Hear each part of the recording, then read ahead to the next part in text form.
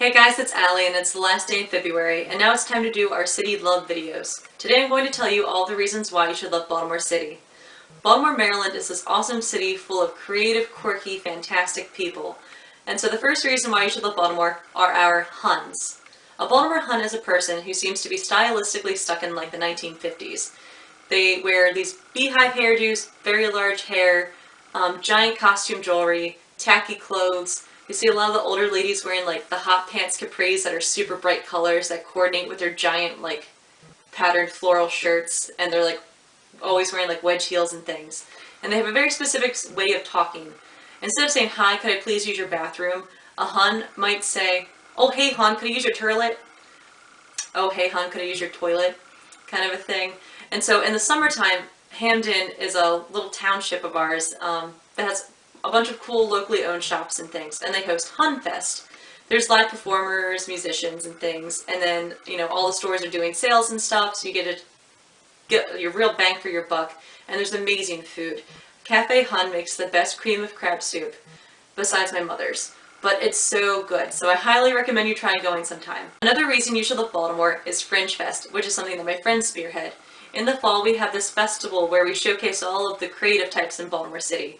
It might be the actors and musicians, the poets, the performers, the artists, and just a bunch of cool people. And they host these different events throughout the week just to kind of raise awareness of the arts in the city. This past fall, my favorite event was the No Fear Shakespeare's Productions Company's rendition of The Tempest, which is my favorite Shakespearean play. And it was really cool because the actors only had 5 days to learn their lines, do the props, their costumes, the backdrops, and everything. And then a really cool twist on it was, for a small fee, you could rent this like bag of squishy stress reliever tomatoes. And at any time you felt it was necessary, you could throw them at the actors. This might be because someone called for a line, or you just hate the character. I personally don't like Prospero because he's a giant liar-faced colonizer jerk. And I don't like how he treats Caliban.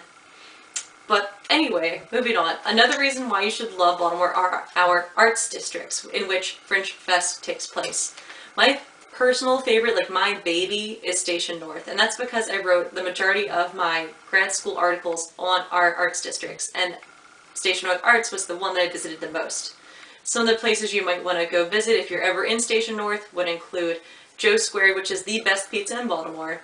Across the street is the House of Fun, which is a giant warehouse that has been renovated and turned into a series of art studios for local artists, as well as a gallery space in the downstairs. And there's just a lot of neat, nice people who are more than happy to welcome you into their studio.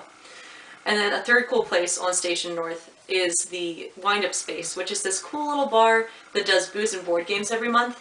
And the idea is you come in for some drinks, you get to meet new people, you might bring a board game, or you might join someone else's game. And if you win the game, which, is valid, your table agrees, yes, you won, you go up to the counter and you get a prize. It might be something really hokey, like a pinwheel, it might be like a $5 gift card, or it might be a round of drinks. So it's a lot of fun and a great way to meet new people. Other reasons you should love Baltimore include our cool art museums, such as the BMA, which is the Baltimore Museum of Art, which is off North Charles Street, which is free. It has modern as well as the, classic art pieces. Just really fun, great way to like spend a day. And then if you hop across the street, it's the Paper Moon Cafe, which is some of the best food in Baltimore City. The Paper Moon is this really cool, quirky little like restaurant place that you can go to, I think, until like 2 a.m. in the morning on any given night. And it's really cool because they're like, think of how Fridays used to be with stuff on the walls, and like magnify that times like a bajillion. There's like Lego figures that are embedded in the counter. There's like, I can't even describe all the cool things. There's like, the tables are made out of board game boards or out of like old tins, and all the chairs are cool and mismatched and painted, and just so super quirky. It is like the quintessential like Baltimore restaurant that you should really check out. And their crab macaroni and cheese with fontina cheese is to die for, and they have all kinds of crazy shakes too, which I could ramble about food all day. But yes, Paper Moon Cafe is fantastic. Back to the art museums. Probably my most favorite museum in Baltimore is the Visionary Art Museum. And this is an art museum that is for people who have not been formally trained in art. This might include housewives, prisoners, refugees from refugee camps, people who are differently abled. Some examples would include the Post Secret postcard campaign, where you send in your postcard with a secret on it, and then Frank Warren posts it on the website. So they have those posted along the staircase. There are doors that are mixed media mosaic pieces that are also like part storytelling. There is a giant, like to scale replica of the Titanic made out of matchsticks. There is a tiny journal that is printed on shrink plastic that got shrinked down to the size of a matchbox. And then there was a homeless person with autism who did this really cool series of these like fiber cocoons that had like found objects like embedded within them, and they were like poking out, and that was really cool. So yeah, it's amazing. There's also a cool outdoor space that you can go into the garden and this cool like tree fort kind of a thing and take photos and stuff. So that's like a thing you cannot miss when you come to Baltimore. 2 people are the last reasons why you should love Baltimore.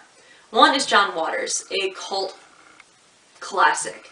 He has made movies like Hairspray, Pink Flamingos, and A Dirty Shame, as well as Crybaby, where Johnny Depp got his start. And the final reason you should love Baltimore is because of Poe, including my shirt. I threw the crow across the room. Sorry, crow. Raven, corvid, bird. Anyway, so you should give Baltimore credit for Poe because, one, we have named our football team after him, the Ravens, hence the Raven poem. Our mascot is called Poe, and then we have 3 live birds that we bring onto the field named Edgar, Allan, and Poe.